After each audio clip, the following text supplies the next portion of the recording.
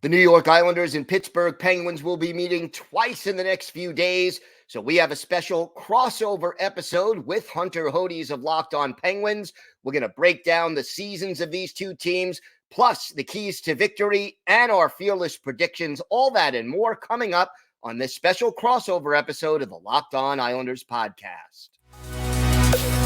Your Locked On Islanders, your daily podcast on the New York Islanders. Part of the Locked On Podcast Network, your team every day.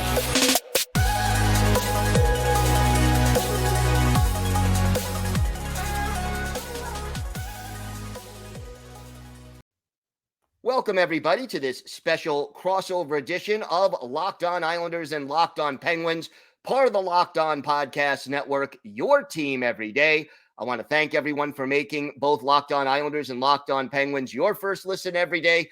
Don't forget to subscribe on YouTube or wherever you get your podcasts so you can get new episodes as soon as they drop. Today's episode is brought to you by Gametime. Download the Gametime app, create an account, and use code LOCKEDONNHL for $20 off your first purchase. It is my pleasure to welcome in the host of Locked On Penguins, Hunter Hodies, to this special crossover edition. And Hunter, our two teams are playing twice this week. We got tonight and New Year's Eve. Let's start off with the Penguins since I'm hosting this little crossover episode. What is going on with the team's offense and power play? Because you got Crosby and Malkin and Letang and Carlson. You've got so much talent on this team. 28th in the league in goals, 27th in the league with the man advantage. I could spend an hour with you talking about the power play, to be honest, but I know we don't have that time on this crossover. I'll start there. It's been a multitude of problems for that unit. Patrick Amp, who is not here, he's the co-host of Locked On Penguins. He's dealing with some family stuff right now. We've been wanting the Penguins to move on from Tar Reardon, who coaches the power play. Mike Sullivan and Kyle Dubas have not done it as of yet, and Dubas said just a couple of weeks ago that he's really going to give this team until the All-Star break to see what direction he wants to take, whether he's going to sell the trade deadline or potentially buy if this team is able to turn it around. And funny enough, since then, the Penguins have won more games than they've lost, so they're turning around a little bit, but the power play, it turned it around for a week after an 0-for-37 skid where it didn't score for a month, but now it's back to being a total disaster once again. Despite Reardon and his inefficiencies to coach up this unit, I don't think he's telling the Penguin players to Harlem Globetrotter the puck around, overpass, do all this perimeter play, and just not have a shoot first mentality. That is what you're seeing right now with the Penguins power play. And their inability to gain the zone. They barely gained the zone at all on Friday, just before the break against the Ottawa Senators. And that was against a Senators team that had the worst penalty kill in the league at the time at 70.2%. There was a time during that game, the Penguins had 6 power play opportunities. They had a 7th one later on in the third period, and this was an officiating crew that was calling basically everything in this game. There was a time where the Penguins only had 3 power play shots in 6 opportunities with all that world-class talent on that first unit. That's not acceptable. This unit has lost them games all year, and it lost them. It was part of the reason why the Penguins lost on Friday. Another reason was they didn't show up for the first 2 periods, but that's another discussion. But overall, this unit has lost them so many games compared to last year where the power play was kind of average. And if this team had an average power play this year, they'd have at least, I would say, 4 to 5 more points in the standings and be fighting for a top 3 to top 4 spot in the Metro right now. They're not going to be up there with the New York Rangers, but I think they would be close to where the Islanders are in the standings, where the Flyers are in the standings, where the Capitals are, Carolina, all those other teams that are just fighting for positioning in this division. And they would, I think, be fully in the thick of the playoff race right now. But with how bad this unit has been, it's sunk the Penguins so far down that it's hard for them to dig out of this hole considering how bad the power play has been. There's no excuse for this considering the level of talent that they can put out there on the first power play. I didn't expect this unit to be the best in the league this year, but I didn't expect it to be bottom 5 in the league almost halfway through the season. Yeah, no question. Well, you'll get another opportunity against a weak penalty kill because the Islanders right now are dead last in the league. It changed in a few days. Yes, and the PK has been killing them recently as well. So we're going to see two of the worst special teams units in the league go head to head in the next, twice in the next 3 games, at least for the Islanders. How about 5-on-5? We've talked before on Locked On NHL about depth scoring being an issue. Is that still the issue for the Penguins 5-on-5? Yes, it is. I mean, the top 6 has been humming throughout the year. Sidney Crosby has been absolutely tremendous this season. 19 goals, 35 points in 32 games. Sid is top 5 in the league in goals overall this season. I don't think he's getting enough love for the Hart Trophy this year. I don't know if he would be my pick to win it right now. You got Nikita Kucherov, Artemi Panarin, Nathan McKinnon. We can throw other names in there as well, but he should definitely be in the running to be a finalist right now, in my opinion. I kind of shudder at the thought of what this team would look like without the services of Sidney Crosby. Jake Gensel's been tremendous this year as well, 35 points in 32 games. Evgeny Malkin, 27 points in 32 games. He's been a bit cold as of late, but that's just the product of him getting a bit older and the slumps lasting a bit longer. That's what happens when even great players get into their upper 30s and the slumps just last a little bit longer. But once you go down the lineup a little bit, Gil, you get into the depth, and overall Lars Eller is the team's leading goal scorer in the bottom 6, 4 goals, 9 points in 32 games. After that, you have Drew O'Connor. Jeff Carter is tied for second with 3 goals. I mean, that's just hilarious in itself.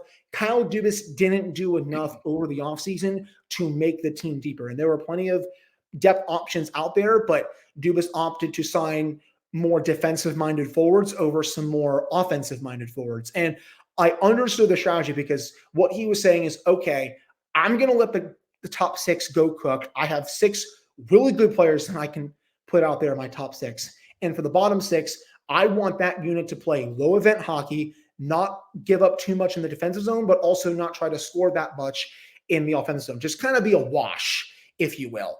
And it's been a wash at times this year, but I disagree with the plan because they haven't gotten enough scoring, and I knew they weren't going to get enough depth scoring when I saw these moves. Matt Nieto, when he's played, he just hasn't really fit in. He's been banged up also throughout the year. Noah Chari, he's been starting to play a bit better since coming back from injury, but he's still not at the level that I thought he would be this season. And Drew O'Connor, I expected big things from him this year. I thought he was going to be in line for maybe 10 to 15 goals. That's not the case. Right now, he only has 3 on the year. It says something when Lars Eller is your team's best depth scorer and he only has 4 goals and we're almost halfway through the season. It's just not good enough, Gil. And I think if this team is able to turn it around over the next month or two, Kyle Dubas said by the All-Star break, he's going to have a better idea of whether he wants to sell at the deadline or whether he's going to buy. If he's going to buy and this team turns around, I think he's going to try to go out there and get another forward. I wanted another forward during the offseason, even after the Erik Karlsson deal was made, but they decided to roll with what they had. It was a bold strategy, and it's not working out the way they intended to, that's for sure. I mean, it's not there, to say the least. But the goaltending, which has always been an issue, they're looking pretty good. And friend of the Islanders, Tristan Jarry, he's playing pretty well. Hey, I know Islanders fans always love to get on Tristan Jarry's case because let's face it, he was terrible in that last series against the Islanders. But I will say this, Tristan Jarry has been fantastic this year. He's 9th in the league in goals saved above expected with 8.5. He has a .913 save percentage, 2.61 goals against average. He has answered a lot of questions so far this season. It was a bit up and down to start the year. He would have a few good starts, Gil, followed by a couple bad starts. But ever since the first month of the season kind of went by, or maybe the second month, I should say too, he's been really locked in. And it's been great to see considering the contract that he signed over the offseason. Alex Nedeljkovic has also been a very pleasant surprise. Goaltending has been a major strength of this team, and it's something that really nobody saw coming, to be honest. I mean, Nedeljkovic, he wasn't good in his last stop, and now this year, Gil, I mean, he's also top 25 in goals saved above expected with 3.8. He has a 2.64 goals against average and a 917 save percentage. His numbers went down a little bit after his Ottawa start. He was in the top 15 goals saved above expected before that one, but he allowed 5 goals in that one, kind of a bit of a letdown game. He was getting the lion's share of the starts, actually, to give Tristan Jarry a little bit more rest, considering his injury history. But I would expect to see Jarry in this one. I think they're going to give Nedeljkovic a night off. I've been kind of saying it a little bit lately. This is a very mini version of what I want them to do compared to last year with Boston. But what I hope that they do, if both keep it up, is have a very mini version of Swayman and Ullmark from Boston last year, where those two goalies obviously played at a much higher level compared to what Jarry and Nedeljkovic are doing right now. But you can go maybe Jarry for a couple games, Nedeljkovic for 1 or 2, and just keep doing that rotation and keeping both goalies fresh. The Penguins really haven't been able to do that with Jarry over the last couple of years because Casey DeSmith wasn't a competent backup. But now that they have a competent backup, they can really split up the starts to fit both goalies. And again, I did not think this was going to be a strength. Just a couple of weeks ago, this team was top 3 in the league in all situations save percentage, which is pretty awesome to say the least. And I'll keep saying that the Penguins just can't waste this kind of season from 2 goaltenders who had such big question marks about them heading into the year. Yeah, no question about that. Let's see if they are able to turn it around. Well, we've got a lot more to get to. When we continue, we will flip the switch, and Hunter will be asking me some questions about the Islanders. We've got all that plus our fearless predictions still to come on this episode of the Locked On Islanders and Penguins podcast.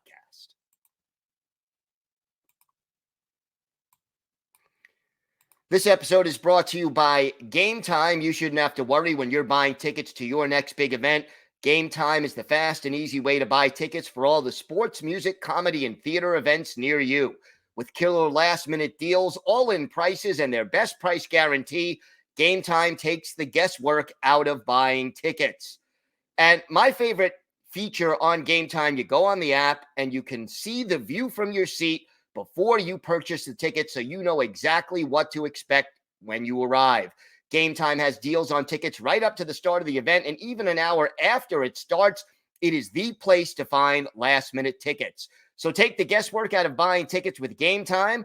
Download the Gametime app, create an account, and use code LOCKEDONNHL for $20 off your first purchase. Terms apply. Again, create an account, redeem code LOCKEDONNHL for $20 off. Download Gametime today. Last-minute tickets, lowest prices guaranteed. All right, we're back here on this special crossover edition of the Locked On Islanders and the Locked On Penguins podcast. I'm Hunter Hodies, joined by Gil Martin. So, Gil, it looks like it's been a roller coaster of a season for the Islanders so far. It felt like just a month ago, Lane Lambert was potentially going to get fired considering how the Islanders were playing. You fast forward a month, though, they're second in the Metropolitan Division now and only a few points behind the New York Rangers. But you look at that record, right? And every time I see it, I admit, I laugh a little bit because they have more overtime losses compared to just regulation losses, but they're still getting the job done, getting all these points. What does that say to the Islanders' style with how they're able to stay in so many games and get all these points, even if 9 of them are overtime/shootout losses? Yeah, I mean, this team is resilient. They're inconsistent as heck, but they're resilient.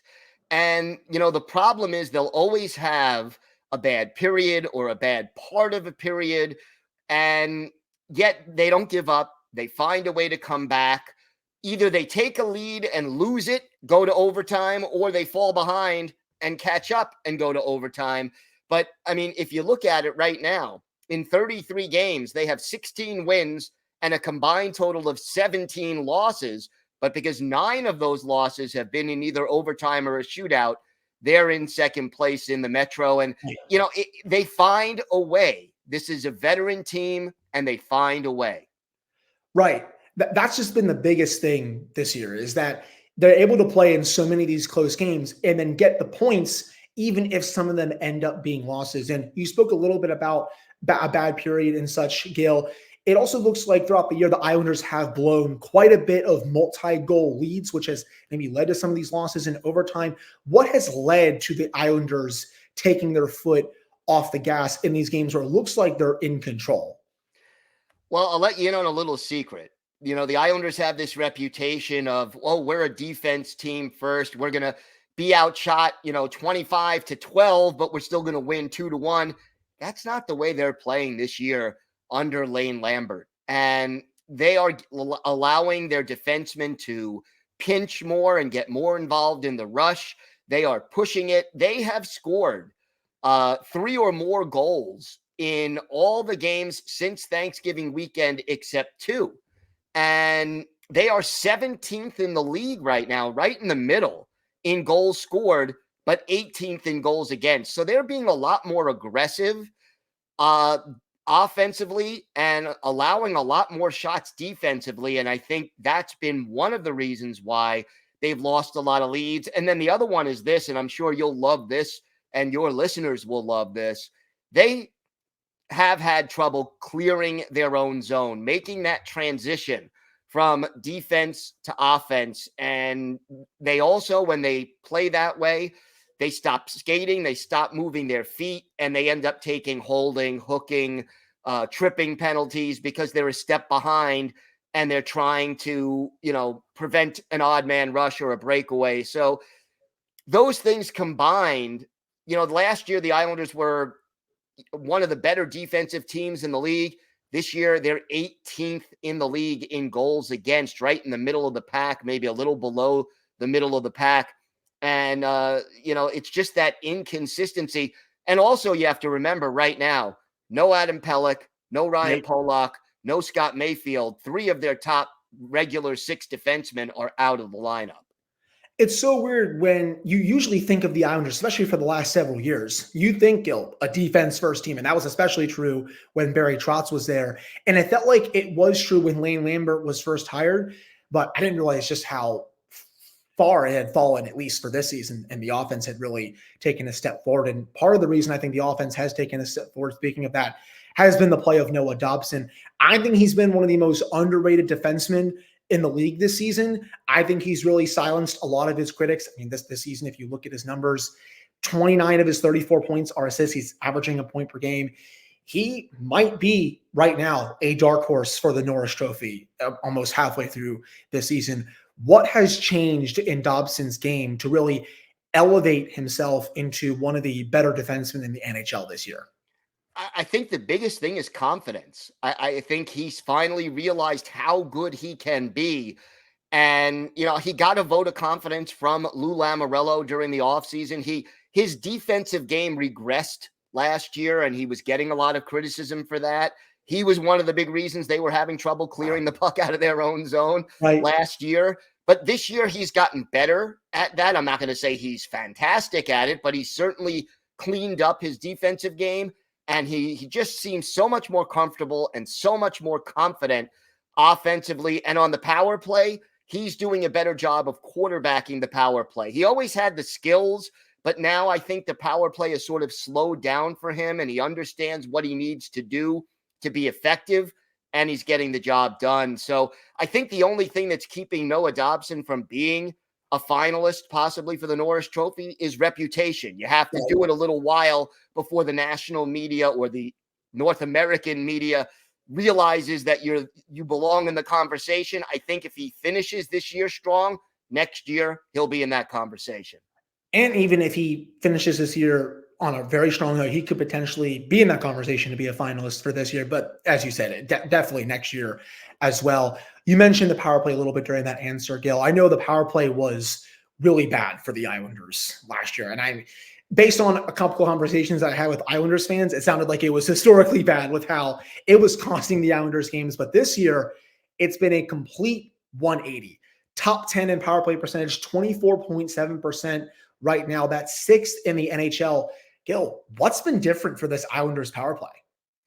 I think a few things, but the biggest thing we mentioned Dobson and the way he's played better on the power play. And he leads the team with 12 power play assists. But the other thing I think has been that you've had Bo Horvat and Matthew Barzal out there together. And these guys have developed some really good chemistry. And then you add the fact that Barzal has been moved from center to the wing. That sort of focuses him a little bit more. He's so good with the puck and with skating it and changing direction and, really making moves on his edges. But at the same time, as the center, he tended to hold on to the puck for too long and turn it over. And when he's on the wing, he just seems to have a little bit more purpose when he's skating with the puck. And you add that with the chemistry he's had with Bo Horvat. You add Brock Nelson, who's been really, really good shooting the puck. Anders Lee, who provides a little bit of a net front presence. You put all that together, and this power play is clicking on all cylinders right now. That's going to be a fun matchup for the Penguins penalty kill, because the Penguins PK has been in that top 10 range for most, if not the entire season. It's actually been a strength for the Penguins this season compared to last year. So that's going to be a fun matchup to watch in this one, especially with Nelson on it, who has been a Penguins killer throughout his entire career. Anders Lee is the same way. Barzal, I mean, I love watching him play with a puck on his stick. He's just tremendous. And another strength, last thing we'll get to before we head to a break, Gil, for the Islanders this year, this is no surprise. Goaltending. Both Semyon Varlamov and Ilya Sorokin form one of the best tandems in the league. But I will say, Sorokin, he is top 10 in goals saved above expected with 8.3, but he does have a 3.09 goals against average and a 9.14 save percentage. The save percentage and the goals against average, I feel like, are a bit high compared to normal. I feel like he's not playing at the elite level that I know he can play at yet. And I think this guy is a top 3 goalie in the league. People, I think he's tremendous. He has killed the Penguins on numerous occasions. It's going to be very annoying to go up against him numerous times for the next several years. But Gil, who do you expect to start in this one and then on the Sunday game? And do you think Sorokin has maybe a little more to give still this year? I think Sorokin does have more to give. I mean, I think we've seen sort of the B or B plus version of Ilya Sorokin rather than the A game. But at the same time, interesting statistic for Locked On Penguins listeners especially, the only team that has allowed more shots on goal per game than the New York Islanders on average is the San Jose Sharks. Wow. So he's just facing a lot of rubber. Right. And that's why you see the save percentage is still pretty good, but the goals against average is higher. They're just facing too many games of 35, 40, 42 shots. And I guess when you add all those overtime games, you have 5 more minutes to take some more shots against your goalie with 3-on-3, no less. So I think Sorokin has not been his outstanding self, but he's still pretty darn good. And Varlamov has really come up good. I think we'll see Sorokin tonight, which probably means we'll see him again on New Year's Eve. And then Varlamov would get the game in between that against the Caps. Not etched in stone because Sorokin did play the last game before the break. But with all those days off in between, I figured they go back with the top guy for this game. No matter what, this is going to be a very good goaltending matchup for both sides, whether it's Tristan Jarry or Alex Nedeljkovic starting. I think it's going to be Jarry, or whether it's Varlamov or Sorokin starting. But that'll do it for the second segment. Coming up to end the show, Gil and I are going to get into some keys to victory for both the Islanders and the Penguins and who we think is going to win this game. But before we get to that, we got to tell you all about FanDuel. As the weather gets colder, the NFL offers stay hot on FanDuel, especially with only 2 weeks to go in the NFL's regular season. Right now, new customers get $150 in bonus bets with any winning $5 moneyline bet. That's $150 if your team wins. If you've been thinking about joining FanDuel, there's no better time to get in on the action than right now. The app is so easy to use. There's a wide range of betting options, including spreads, player props, over-unders, and so much more. So visit FanDuel.com/lockedon and kick off the NFL season. One more time, that's FanDuel.com/lockedon for the NFL season. That's FanDuel, the official partner of the NFL.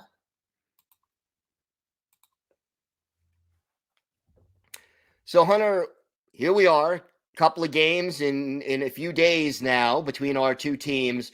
What do you see as the keys to victory for the Pittsburgh Penguins? The Penguins will win this game if...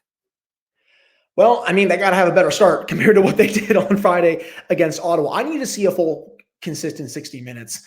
And I also want to see the Penguins play a style that they've played multiple times this year, but for whatever reason, they go away from it. And you know what that style is, Gil? It's more conservative. Mike Sullivan loves when the Penguins play this way. It's just that some of the top players tend to not want to do this every single game. And what I'm talking about is I think the Penguins this season have been at their best when they've played lockdown defensively, not giving up too many high danger chances, keeping everything to the outside, but also still getting the chances offensively and burying those chances in the offensive zone. I've seen them do it against, I've said this so many times on the Locked On Penguins podcast, Colorado, Vegas. You just saw it against Carolina when they only gave up 7 high danger chances against them for a full game at 5-on-5. Washington, they've beaten some of the best teams in the league by playing this style, but they just haven't wanted to do it in other games like this one against Ottawa, like the other game against Ottawa earlier on this season. They tend to go away from it, but if they can play this more lockdown defensive style, they can come out there and win this game against the Islanders. That's one thing I'm looking for. Special teams, that's obviously a big one. I want to see how the Penguins penalty kill responds to one of the best power plays in the league, and vice versa. Can the Penguins actually take advantage of a woeful penalty killing unit? They didn't do that against Ottawa. They had 1 power play goal and 7 opportunities against Senators. Can that improve? And can we see some of the progress that I thought we were seeing about a week and a half ago when the Penguins were 6 for their last 16 on the power play? Those are a couple of things I'm looking for. And obviously, Sidney Crosby, they need him at their best if they're going to win this game. He has ridiculous numbers against the Islanders. Yes, Islanders fans know that very, very well. And again, overall, man, I'm just looking for the Penguins to finally beat this team. The Islanders have been a thorn in the Penguins' side, well before I was born, for God's sake. Every time it feels like something with this franchise has gone wrong, you think about it, it's like, yep, it's the Islanders. So I'm looking for the Penguins to try and bounce back in this one because they didn't beat them at all. Last year, they were 0-3-1 in those 4 games. The overtime loss was the one that really definitely got to me because they were up by 2 late in the third period, and they allowed the Islanders to score 2 goals in the final 6 minutes to tie it, when I don't think the Islanders had any business being in that game. And then the Islanders won it in overtime. So those are really the keys for what I'm looking forward to with this one. And also, if we can get some depth scoring in this one, that would be great too. But I'll throw it back at you, Gil. What do the Islanders have to do to pull out this victory on the island? Well, I think number one, the power play does have to click. And I think the other thing is, I'd like to see the Islanders hold the Penguins to less than 35 shots on goal, including not a lot of high danger chances. That is one issue. And look, when you've got 3 of your top 6 defensemen out of the lineup, that's easier said than done. Although I have to say, Robert Bortuzzo and Riley have done a very good job of filling in, and give credit to Lou Lamoriello for those inexpensive and quality, fill-in additions. They've been good additions to this defensive unit, but they need to do that, and they need to, even against a struggling Penguins power play, don't take dumb penalties. Right. Too many times, penalties in the offensive zone, penalties when they're on the power play, those kind of things have to be reduced. And then finally, a lot of what you said, got to get a 60-minute effort. Too many times the Islanders have just played 2 good periods and 1 horrible period, or even a really good period, and in the last 2 minutes of the period, they ease up and give up a goal or 2. It's got to be a 60-minute effort. That's how you avoid all those overtime losses and shootout losses. And if they're going to take the next step forward, that's going to have to be a key. And, it's interesting listening to the two of us talk. It's almost like these two teams did a Freaky Friday where the Islanders became the offensive team and the Penguins became the shutdown team. What's going on? I mean, yeah, we've seen it. It's funny. We've seen it at times this year for the Penguins when they want to play like this. And again, it's when they're at their best. They don't have the capability to play at that 2016 level just because they don't have that kind of roster right now. And just some of the players are also a bit older compared to where they were in 2016. So they have to play a bit more defensive, a bit more careful. And that style has worked for the Penguins this year. And if I wanted to throw another key out there just to keep this going, I kind of want to see a vintage Erik Karlsson game here. He's been as advertised for the Penguins this year, 6 goals, 22 points in 32 games.